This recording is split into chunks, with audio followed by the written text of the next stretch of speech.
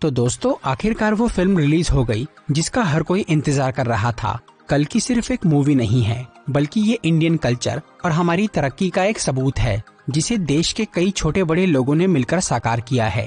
ये इंडिया की एक ऐसी फिल्म है जो कि हॉलीवुड की बड़ी मूवीज को टक्कर दे रही है। इसकी स्टोरी से लेकर ग्राफिक्स सब कुछ काफी बढ़िया है, लेकिन ये फिल्म थोड़ी सी कंफ्यूजिंग है। इसीलिए अगर आप इसे अच्छी तरह समझना चाहते हैं तो ये वीडियो देखते रहिए। आज मैं कल्कि 2898 AD मूवी को शॉर्ट में एक्सप्लेन करूंगा, तो आइए देखते हैं।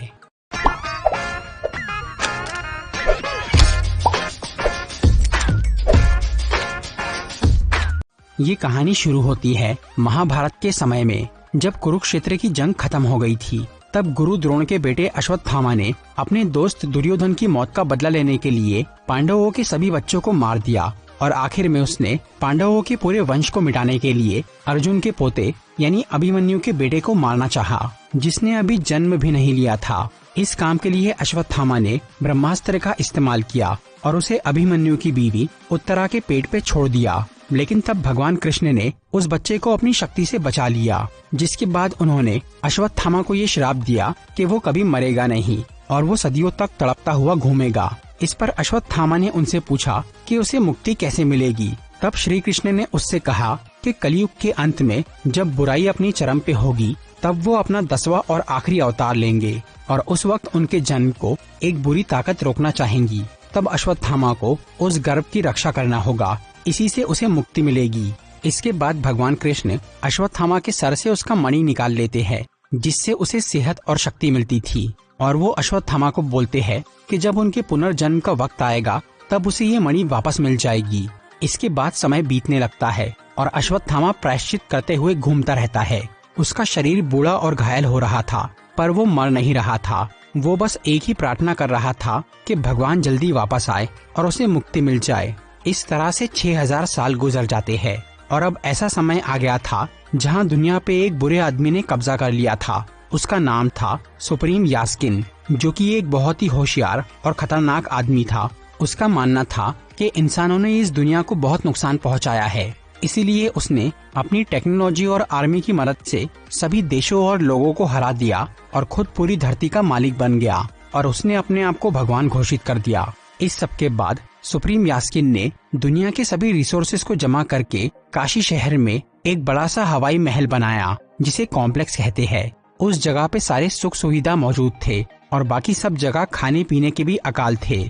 इसलिए हर कोई उस कॉम्प्लेक्स में जाकर रहना चाहता था, लेकिन वहां जाने के लिए एक डिजिटल करेंसी की जरूरत थी, जिसे यूनिट्स कहते हैं। कॉम्प्लेक्स में रहने की फीस थी 1 मिलियन यानी 10 लाख यूनिट्स, जिसे कमाना बहुत मुश्किल था।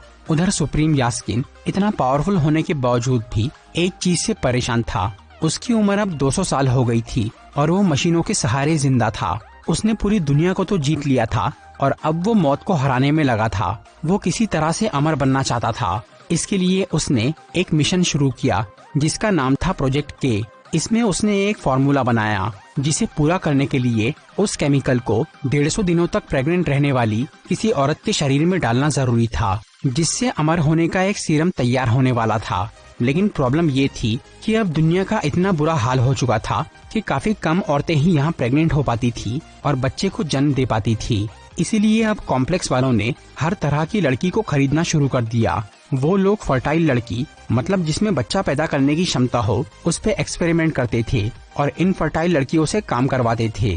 फर्टाइल लड़कियों को लैब में रख के उन्हें आर्टिफिशियल तरीके से प्रेग्नेंट किया जाता था। फिर उनके अंदर सुप्रीम का फॉर्मूला डाला जाता था, लेकिन वो फॉर्मूला इतना पावरफुल था कि कोई भी लड़की उसके साथ 3 महीने से ज्यादा प्रेग्नेंट नहीं रह पा रही थी।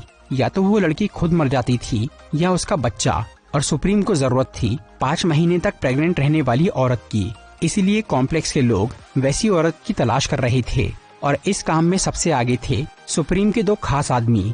एक कमांडर मानस, जो कि कॉम्प्लेक्स की आर्मी का लीडर था, और दूसरा काउंसिलर बानी, जो कि सुप्रीम का सलाहकार था और उसे सभी शास्त्रों का ज्ञान था। कमांडर मानस फर्टाइल लड़कियों को ढूंढने के अलावा रिबेल्स यानी विद्रोहियों पर नजर भी रखता था, जो कि कॉम्प्लेक्स का राज खत्म करना चाहते थे।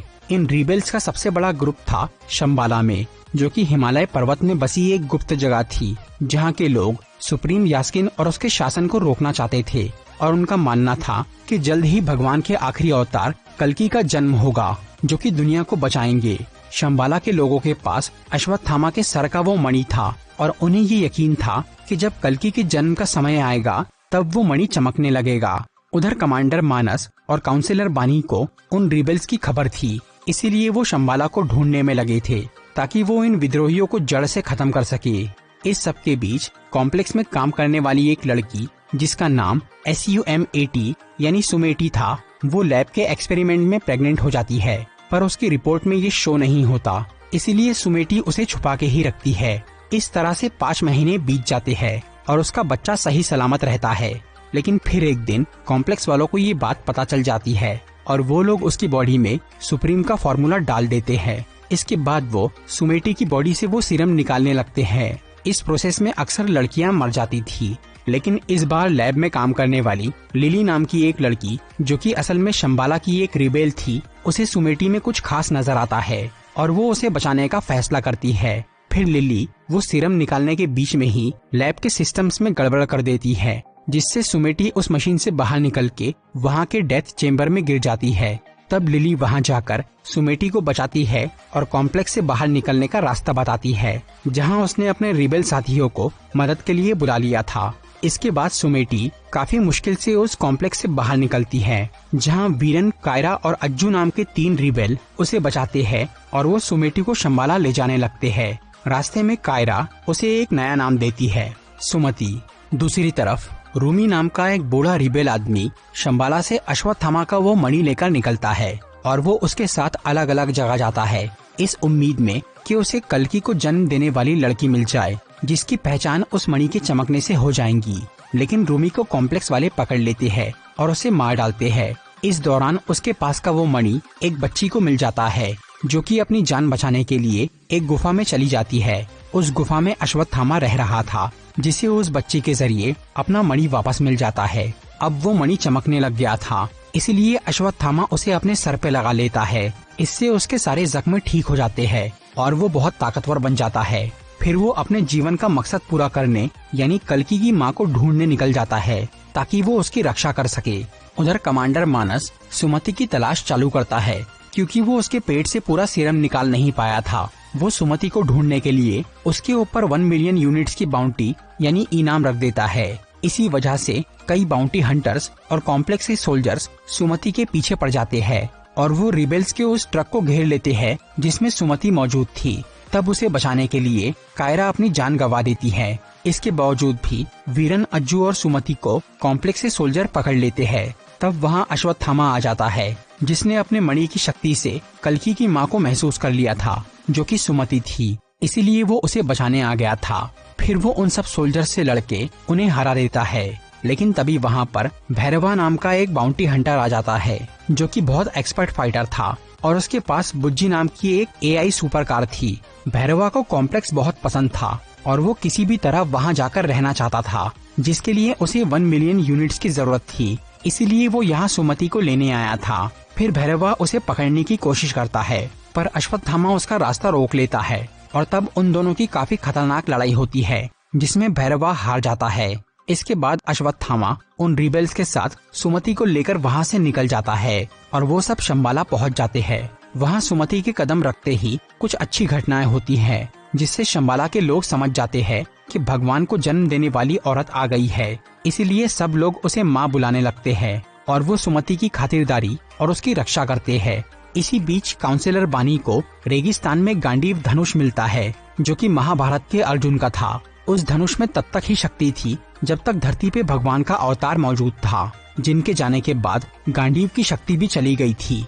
लेकिन अब अचानक वो धनुष फिर से जाग जाता है, जिससे बानी को लगता है कि भगवान फिर से वापस आ रहे हैं। इसके अलावा उसे कुछ और भी संकेत मिलते हैं। अभी आसमान में एक ऐसा ग्रह दिखने लग गया था जो कि 6000 साल पहले दिखा था। इस सबसे बानी को ये समझ में आता है कि भगवान के आखिरी अवतार का जन्म होने वाला है, जिनकी माँ वो लैब से भागी हुई लड़की है, क्योंकि रिबेल्स और अश्वत्थामा उसे बचा रहे थे।